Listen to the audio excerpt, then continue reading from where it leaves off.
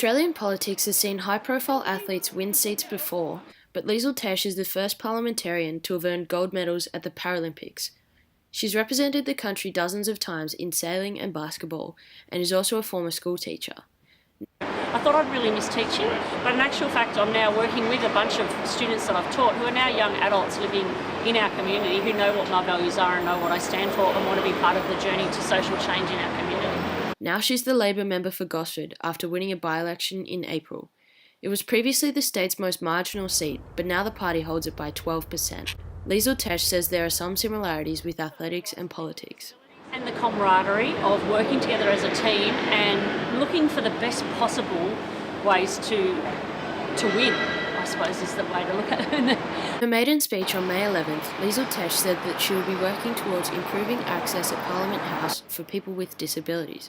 I think I've always been an advocate for the rights of people with disabilities, and that I think goes with being in this place. I'm probably a role model for people with disabilities, and I expect to have access just like people with disabilities. Like 20% of our population are possibly watching what's happening here in Parliament House. Has got a little bit of work to go to make it completely accessible and inclusive.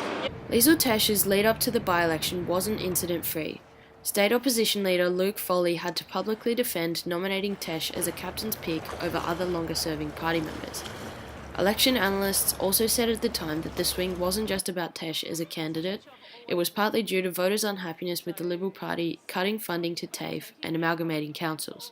Now Liesl Tesch faces a new challenge, where comparisons to teaching an unruly class seem to apply more than sports metaphors. Trying to keep the community on board with proposals to rezone and redevelop government land along the Hawkesbury River. The opportunity to do the right thing by this island is once in a lifetime, and it really is a national treasure. It's not just local, and it's not just this river, and it's not just the state. It's a national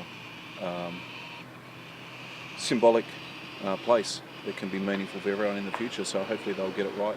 So I'm there working and listening to the people community to make sure they do get the development that is sensitive to one of the very few places on the beautiful Hawkesbury that is accessible to the public, and make sure the public aren't locked out for this generation but also for future generations. There's a desire for more jobs in the region.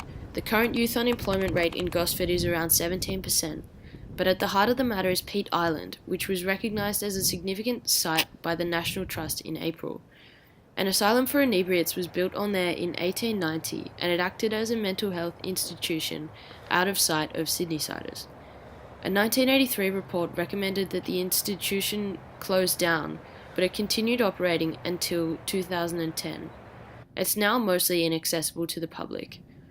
Property New South Wales is looking at rezoning 21 hectares of government land incorporating Peat Island and Porporan National Park. An application for rezoning was knocked back in 2014. It was also panned by locals who thought that 5-storey apartment towers along the riverfront were short-sighted. I'd love to see it open to community access and cultural activity, and ideally I'd love to see it resemble something like Rozelle or Cockatoo Island, and just have it fully engaged and active. I understand that there has to be development to support this activity, but making sure that it's free access available to people just travailing up north, down south, and the local communities. Mm-hmm. But the community at Brooklyn and Mooney Mooney outwardly reject the idea that they're anti-development NIMBYs.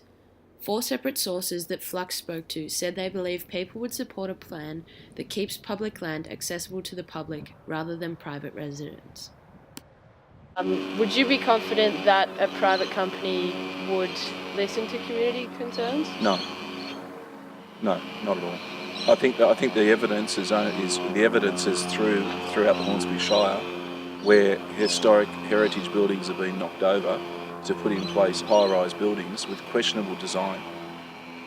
See, I understand that we can live in high-rise buildings, and I don't have a problem at all with that. But the way it's been done cheaply, to make a quick dollar, when you're talking about something that's been here for thousands of years and something for people, and the Indigenous people through to us now living here, we need to have longer term.